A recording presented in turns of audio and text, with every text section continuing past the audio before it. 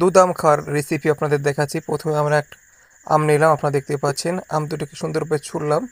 এবার নিলাম পিওর গরুর দুধ, আপনারা দেখতে পাচ্ছেন। মাশাআল্লাহ, খুবই চমৎকার। আমরা আমের ভিতরে এই দুধগুলো ঢেলে দিচ্ছি। এক কথায় অসাধারণ, আপনারা দেখতে পাচ্ছেন। মাশাআল্লাহ।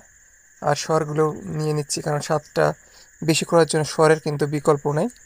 মাশাআল্লাহ, সেই দেখতে গেলে মাশাআল্লাহ খুবই চমৎকার লাগছে, দেখতে পাচ্ছেন।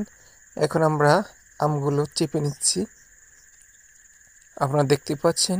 খুবই চমৎকার একটা আম দুধের রেসিপি আপনাদের দেখাচ্ছি। আর এইভাবে যদি আপনারা খান, মাশাআল্লাহ খুবই চমৎকার লাগবে।